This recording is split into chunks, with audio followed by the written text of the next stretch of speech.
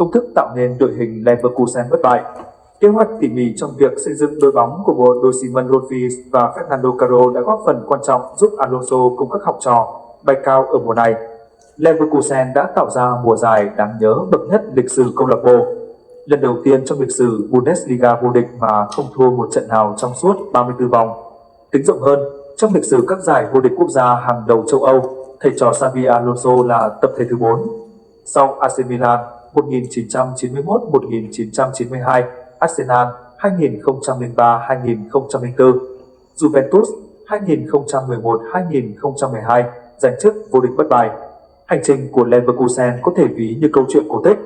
Từ vị thế chạy trốn suốt xuống hạng sau thất bại một năm trước Eintracht Frankfurt vào tháng 10 năm 2022, chỉ 18 tháng sau, Alonso và các học trò đã chinh phục giải đấu cao nhất nước Đức theo cách hủy diệt, phương trình hoàn hảo. Trọng tâm đưa Leverkusen lên đỉnh cao của bóng đá Đức là việc lên kế hoạch xây dựng đội hình cực kỳ sắc sảo do giám đốc thể thao Simon Rolfes và giám đốc điều hành Fernando Caro dàn dựng. Cách tiếp cận tỉ mỉ của bộ đôi này trong việc tuyển dụng và phát triển cầu thủ đã đặt nền móng cho sự thành công, nuôi dưỡng một đội hình tràn đầy tài năng của Leverkusen. Tầm nhìn chiến lược này cùng với sự nhạy bén trong chiến thuật của Xabi Alonso đã đưa đội chủ sân Bay Arena lên đỉnh cao của bóng đá Đức. Trong một cuộc phỏng vấn, Rolfes đã cung cấp cái nhìn sâu sắc về cách tiếp cận của Leverkusen trong việc lập kế hoạch xây dựng đội hình, nhấn mạnh chiến lược tuyển dụng có mục tiêu và định vị rõ ràng của câu lạc bộ. Cụ thể, Leverkusen xác định tỉ mỉ những cầu thủ phù hợp với tầm nhìn phát triển của đội bóng trong một môi trường ổn định. Sức hấp dẫn của Leverkusen không chỉ nằm ở các ưu đãi tài chính mà còn ở lời hứa về sự phát triển có ý nghĩa và các cơ hội cạnh tranh cả trong nước và quốc tế. Sau khi Alonso đến Leverkusen, một số bản hợp đồng quan trọng có thể kể đến bao gồm Nathan Tella, Victor Boniface, Jonas Hofmann và Granit Xhaka. Tuy nhiên, điều quan trọng là đội hình nòng cốt của Leverkusen thực tế đã có từ trước nhiệm kỳ của Alonso.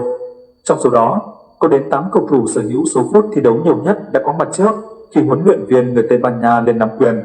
Điều này nhấn mạnh tầm quan trọng của việc phát triển và cải thiện cầu thủ dưới sự hướng dẫn của Alonso thay vì chỉ dựa vào những thương vụ mua bán đắt tiền, vốn là một chiến lược thường thấy ở các giải đấu khác.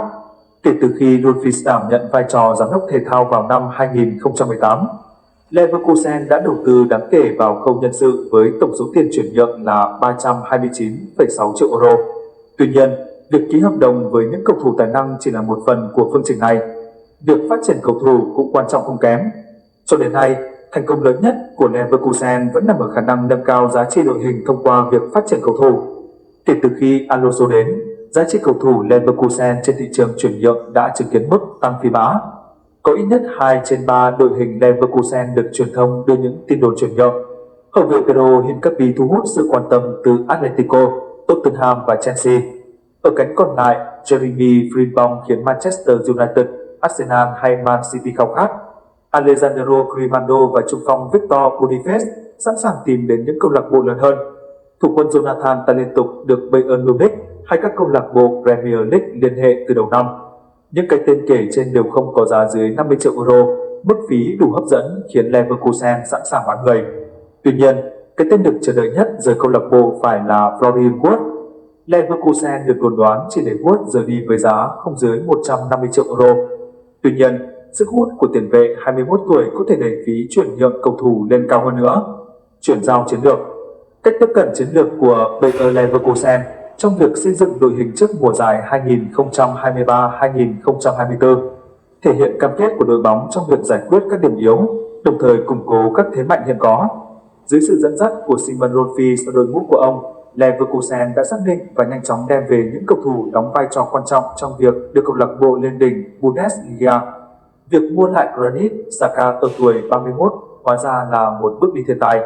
Sự có mặt của cựu cầu thủ Arsenal giúp Leverkusen giải quyết nhu cầu về một tiền vệ lùi sâu sở hữu khả năng phòng ngự tốt và thoát pressing một cách hiệu quả. Với khả năng xử lý bóng dưới áp lực vượt trội, Xhaka mang đến sự kết hợp giữa khả năng lãnh đạo, kinh nghiệm, năng lực kỹ thuật và hiểu biết chiến thuật.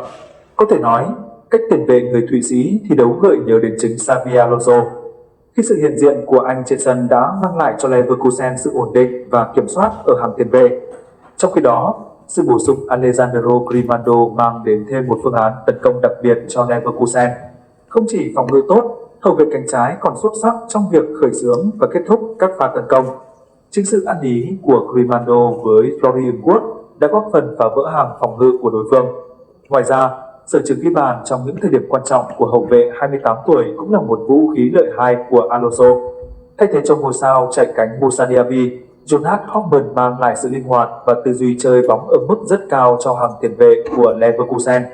Việc sẵn sàng hy sinh để làm nền, cùng sự ăn ý với các đồng đội của tiền vệ 31, tôi đã tạo thêm một chiều hướng mới cho lối chơi tấn công của Leverkusen. Trên hàng công, Victor Boniface nổi lên như một tiền đạo giàu năng lượng và linh hoạt, có khả năng tác động đến trận đấu theo nhiều cách khác nhau. Khả năng liên kết lối chơi và thực hiện những pha di chuyển sắc bén phía sau lưng hàng phòng ngự đối thủ đã giúp tiền đạo người Nigeria trở thành tài sản quý giá của Leverkusen. Cả 4 cầu thủ kể trên đều không phải những ngôi sao đắt đỏ hay được săn đón bậc nhất ở châu Âu. Họ đến Leverkusen trong một thời điểm chịu không ít nghi ngờ về năng lực và thực tế chỉ được giới chuyên môn xem như cầu thủ hạng khá. Dưới bàn tay Alonso, các tân binh này chơi xuất sắc đến không ngờ. Sẽ không có gì lạ nếu hơn một nửa đội hình Leverkusen rời đi vào mùa hè này. Việc giữ chân những cầu thủ chủ chốt đồng thời xác định các mục tiêu tiềm năng để lấp đầy mọi khoảng trống sẽ là ưu tiên chính của Rolfi Socaro trong mùa hè tới để tìm cách xây dựng một tương lai bền vững và thịnh vượng cho Leverkusen sau mùa giải huyền thoại.